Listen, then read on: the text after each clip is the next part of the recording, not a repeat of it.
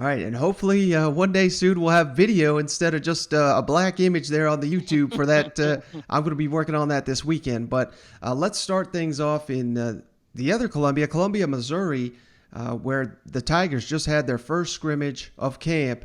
And, by all indications, according to Eli Drinkwitz, the offense looking sharp. Not only Connor Bazelak, but even the backup quarterbacks are starting to fit in that groove in camp, and that's what you want to hear.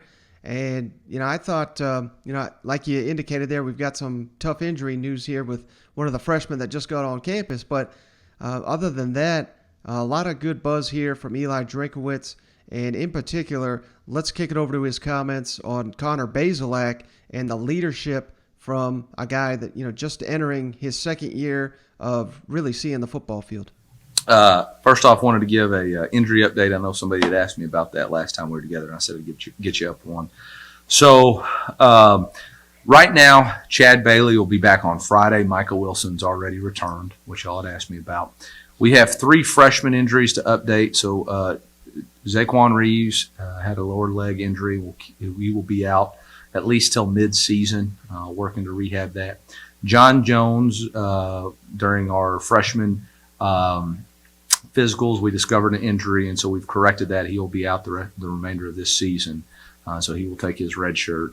And then Jamarian Gooch is a medical disqualification due to just medical issues that I can't get into, discovered during the initial physical diagnosis that we do on all incoming freshmen. And so, I thought the one offense had a couple of third down conversions that were really big. And a couple of explosive plays. The twos did some things good offensively, had a play really right before our mini half, and then our threes converted on a big fourth down. Defensively, giving up a couple of explosive plays with the ones, didn't get the pressure on the quarterback that we need to in order to be successful.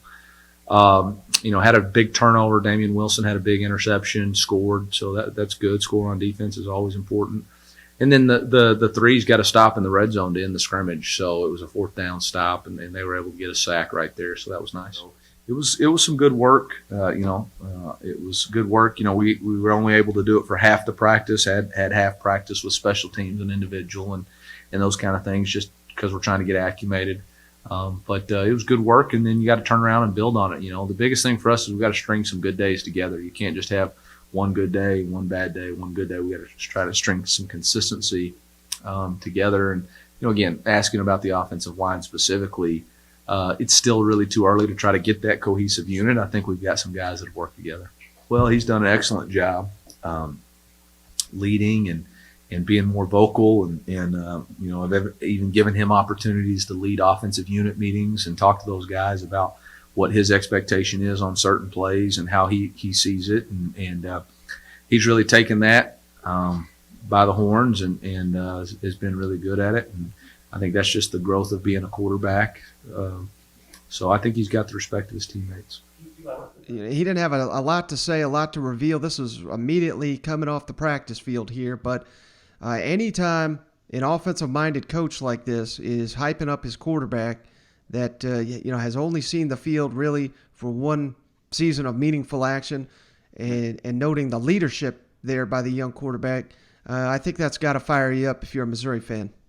Oh yeah, a lot of sneaky good buzz coming out of Columbia, and it's one of those programs that doesn't have the hype. This is one of those teams that you're not really talking about until they upset somebody. So that's kind of the vibes I'm getting when we talk about Mizzou.